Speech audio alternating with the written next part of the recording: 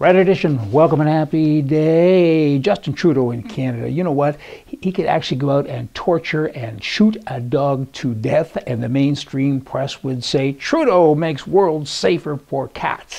That's kind of what they would say. They just keep on keeping on. I mean, this guy can't do anything wrong. They're having a love affair. They should get a robe and maybe, tell the world some facts instead of all this nonsense. Gun control. Making good people helpless won't make bad people harmless. Pretty profound statement there. Did you get it?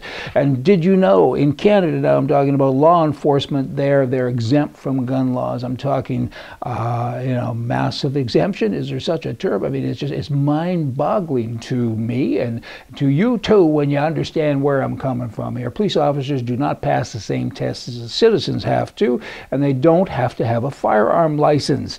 So when an officer charges you for a gun crime, think of it like an officer pulling you over for speeding and he doesn't have a driver's license. How bizarre is that? I mean, really bizarre? Maybe kind of, sort of. Brings to mind this insurance product that's available in Canada only to licensed gun owners. Y'all gotta get a hold of these people and get enrolled and buy a policy. $95 a year, firearmlegaldefense.com. Do check it out because this is going on. Those guys without the driver's licenses, they do have driver's licenses. The guys without the gun licenses, they're coming and getting the guys with driver's licenses and gun licenses, and they're charging them. They're overzealous. It's happening all of the time. Over 3,000 incidents last year in Ontario alone.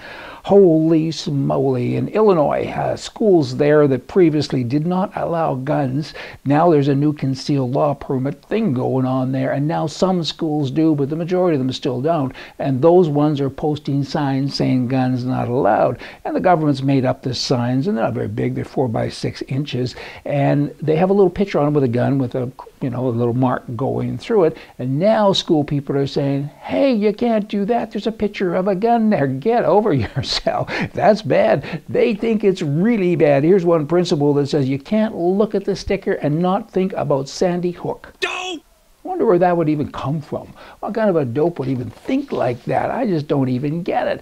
Last thing of the day.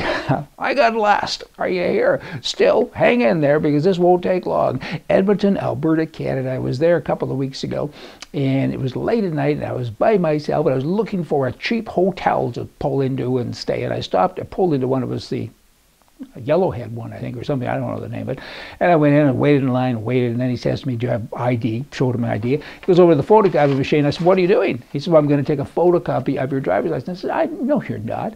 I don't want you to have my driver's license in your world forever, because that's where it will be. He said, well, that's our policy. I said, goodbye. I took my information. I drove to another hotel. Same thing happened. I finally got to a third hotel, and I said, you know what? I'm too tired to sleep in the car. I don't want to fight with anybody anymore. Would you phone the manager or the owner? Phone somebody. And finally they said, for you, you're tired and you're even crabby, we're gonna not do that this time. What kind of a stupid thing is that? I mean, they shouldn't have the right to do that. What about privacy laws in Canada? I kind of think they're there. Y'all come back tomorrow because it's your right to come back and watch me talk about your rights. And ain't that right? From the right. See ya.